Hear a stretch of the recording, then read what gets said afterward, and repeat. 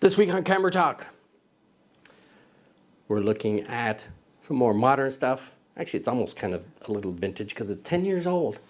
We're talking the Canon EFM 22 millimeter pancake. I mean, look how flat and small that is. Take the back cap off and the front cap, and it's like the size of a cookie. I don't know, you already want to eat it, don't you? Where is this made? It's not made in China. It's not made in Japan. It's made on another island. Taiwan. Made in Taiwan. Taiwan on. Peaceful reunification with Taiwan. So, we're not turning Japanese. We're not going Chinese. We're looking at some Taiwanese this week. So, this is the Canon EFM 22mm f2. Is it any good? Daddy thinks so. It's the very first EFM lens I ever bought. Very nice. Let's talk about it. Let's get it on together, right? All right. Get yourself something to eat or drink. Something maybe a little recreational. Kind of grabs you by the boo-boo, don't it? And let's get it on together. Here I am, Vietnam.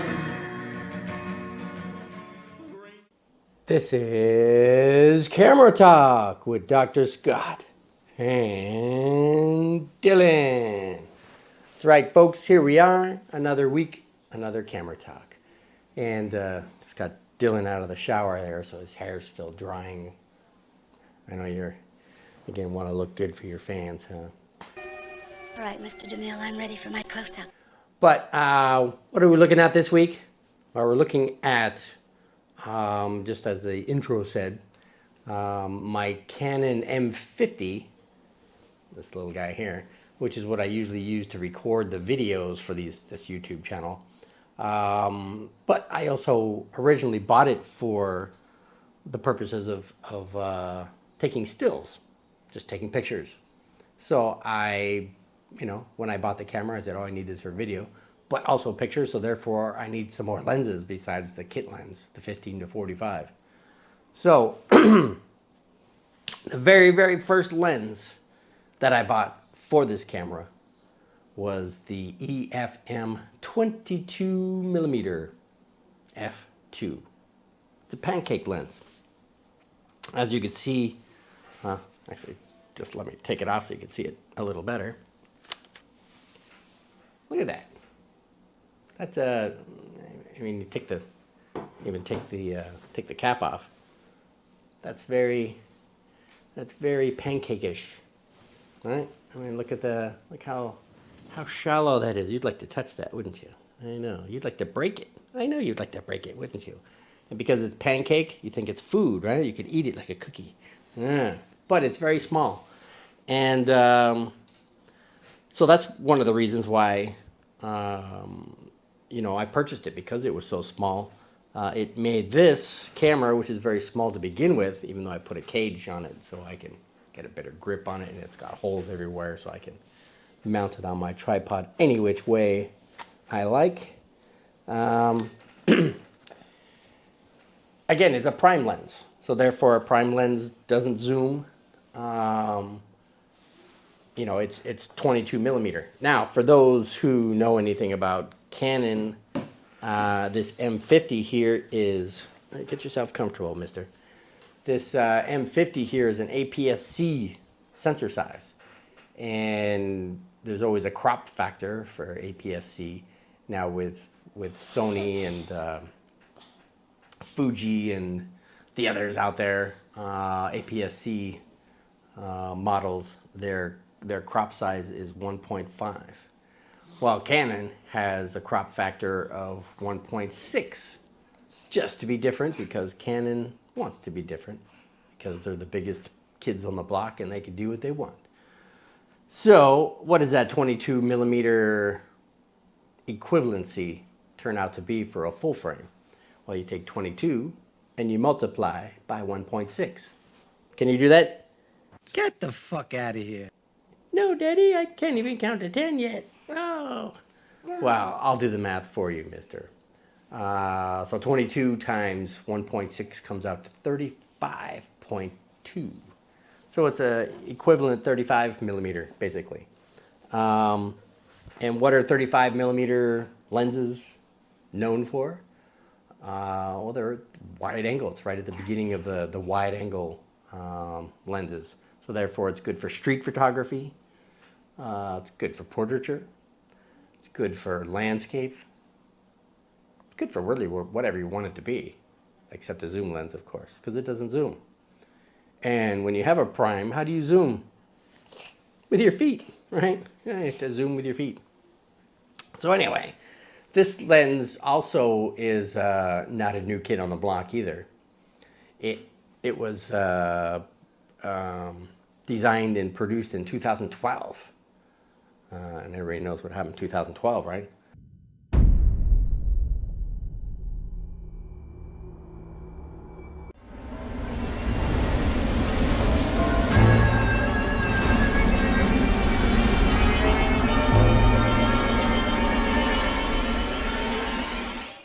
The end of the world, according to the Mayan calendar. But yeah, so it's a 10-year-old lens. It's much older than you are. Does it perform as well as you do? Well, we'll see. But for a 10-year-old lens, I think it still does pretty good. Now, there's pros and cons to it, of course. And some of the well, let's start with the cons. Usually we start off with the positive stuff, right? We'll start off with the cons. Some of the cons on these things. What is a con? Besides a convict or somebody who's trying to take money from you.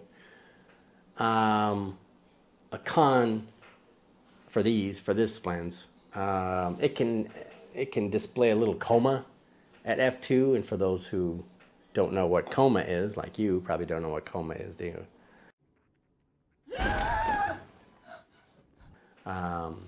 It's, you know, when you see the lights at the, you know, especially at nighttime, have little wings, like little bat wings on them, and they, you know, it's worse when you see them across the screen. But on this lens, you only see them at f2 to f2.8 in that range, and after that, after f4, it goes away. So, dude, sit properly, man. What the fuck? See, I had to discipline you in front of your fans. It's embarrassing for you, isn't it? You suck. Has no distortion. That's not a con, is it? Well, no visible distortion anyway. So we'll mix our pros and our cons together. So you messed up Daddy's strategy here of how I was going to approach this topic.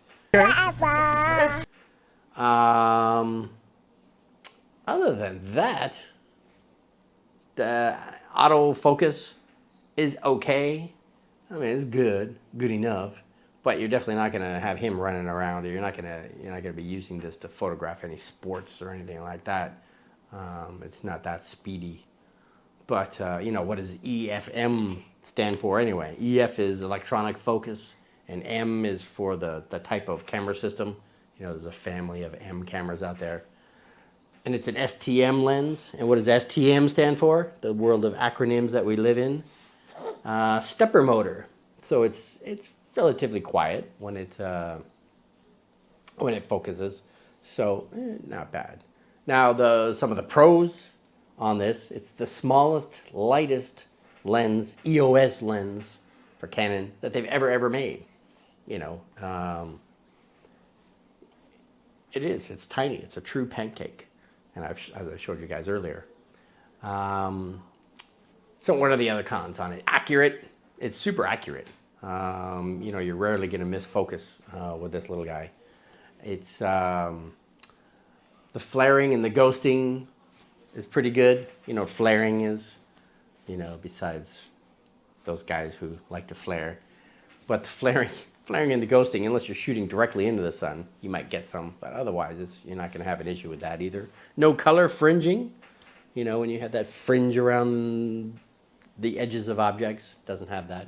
It's super, super sharp, which is pretty wicked for, again, a 10-year-old lens. It's got similar quality to, you know, Fujifilm's 23 millimeter f2, as well as Leica They're 35 millimeter f2, the Summicron, 35 millimeter ASPH, the spheric version, because this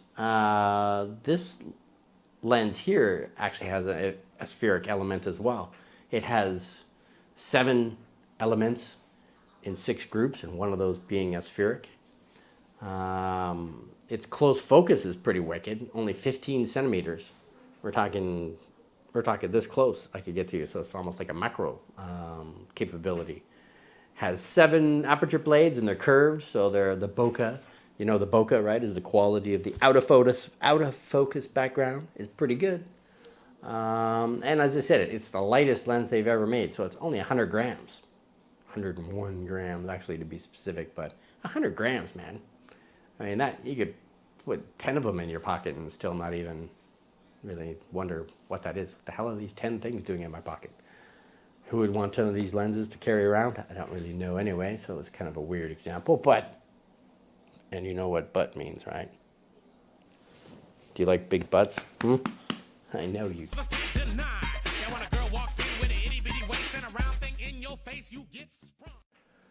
Other than that, let's, was there anything else I wanted to talk about with it?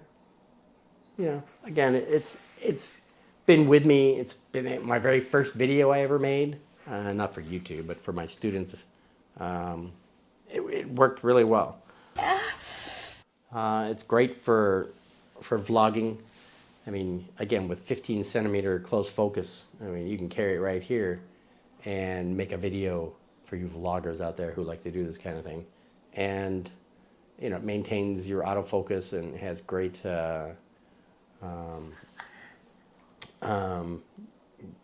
great resolution due to this lens too. So, as always, I take a photo of the nameplate on the end of the lens that I use to shoot these videos. Now, because I'm using my video camera to demonstrate, I'm recording this video on my Sony A7R II, and I'm using a vintage Canon lens. It's a 24 millimeter f2.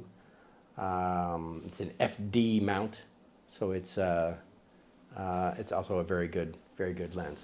So let me, because this has a good touch screen, flip out screen, let me get a shot of that and see how accurate the autofocus is.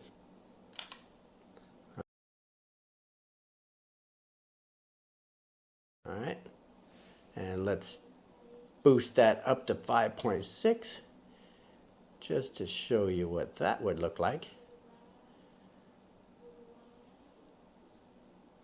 All right, well, hold on. And 1, 2, 3.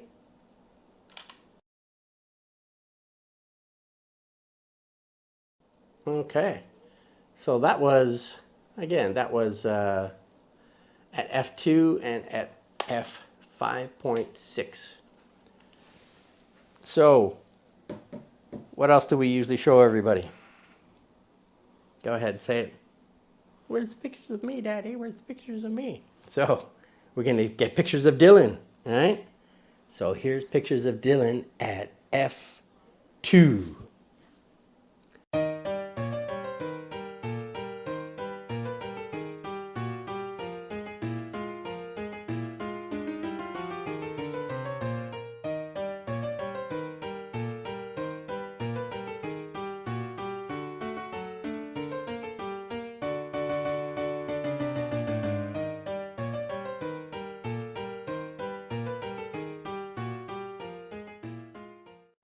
All right, and how about some pictures of Dylan at 5.6?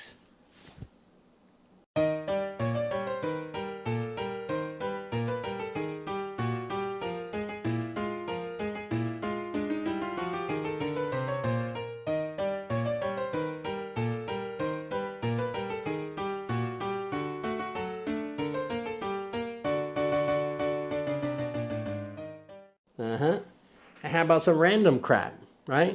We love random photos of ponies and puppy dogs and flowers and bumblebees and watches and cars. And who the hell knows what the random stuff's going to be. But ready for some random? Here's some random photos at F whatever.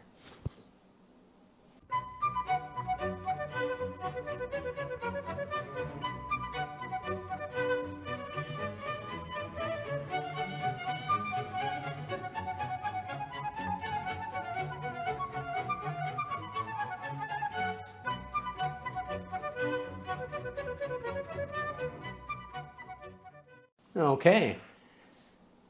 Now what else? I think that's all we wanted to say about the lens. Can we recommend this lens?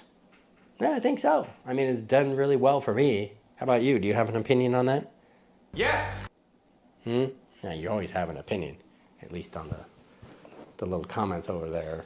Your opinions. Keep your opinion to yourself, huh? So yeah, we can recommend this for sure.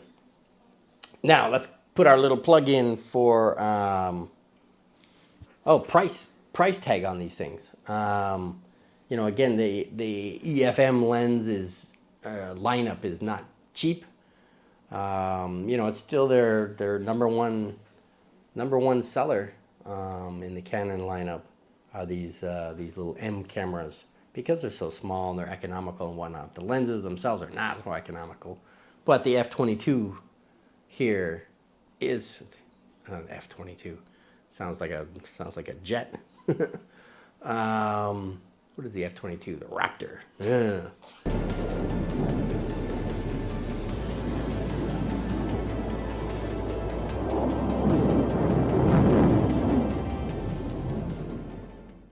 So the 22 millimeter f2 is probably one of the most economical out of the bunch, right?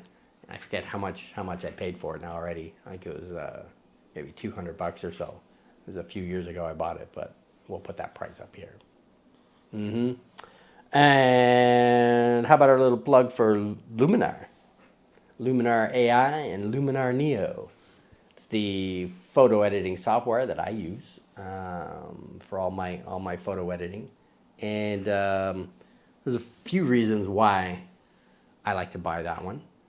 Oh, I like to buy it. I already did buy it. Well, one, you buy it, it's yours for life. There's no subscription fees or anything else. Number two, it's very economical. It's only $80.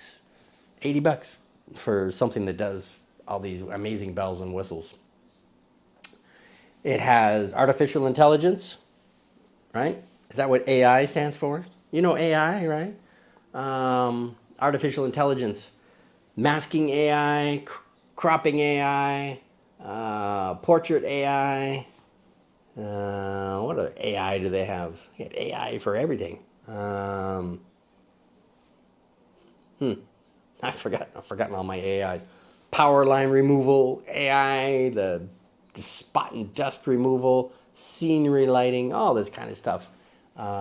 It analyzes the photo and can do all this for you. So it's pretty cool software. You know, it's because it's new. It's still going through growing pains and whatnot, but I'm very patient with that stuff. I go, all right, the next release, and they do. They release stuff like every month or so, which, you know, makes things better for it. So just be patient if you do buy it, and it'll get better and better and better as time goes on. But you don't have to pay for those, right? It's yours for life. So with that said, how about you support? Wait, before that, we forgot our discount. Hey, if you click below, you like to save $10, right? If you click below, you could save $10. Everybody likes to save $10, right? And if you save the $10, we get $10 ourselves, right? And that's kickback. Everybody loves kickback, right? Yeah, kickback. And what does Dylan get for that kickback?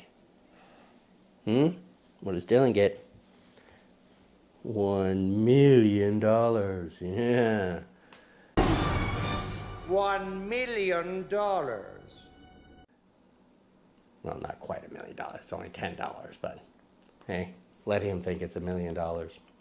So anyway, buy a copy of Luminar because it also supports Skylum. Skylum's located in Ukraine, who's dealing with the big bad neighbors to their east, which is Russia, right? And Vladimir Putin.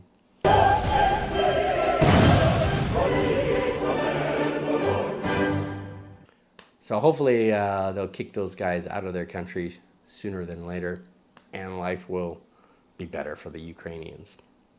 Anyway, so Skylum, going through all their stuff, they're still putting out these updates and improvements to the software. Good for them. So how about you support us? That's right. We're on YouTube. YouTube won't share our videos with everybody unless we have enough supporters out there. So subscribe. That's right, mister. How about you get one on this side? Subscribe. Uh-huh. And let's do a 4-finger one. Your 2 fingers, my 2 fingers is 4 fingers. Subscribe. You love subscribers, right? And what else does YouTube like besides subscribers? What else do we need? We need thumbs up. Don't be cheap on the thumbs up. Come on. Even if you hated this video, give us a thumbs up anyway to help support us. And we can also show you the thumbs up girls. Thumbs up. Thumbs up.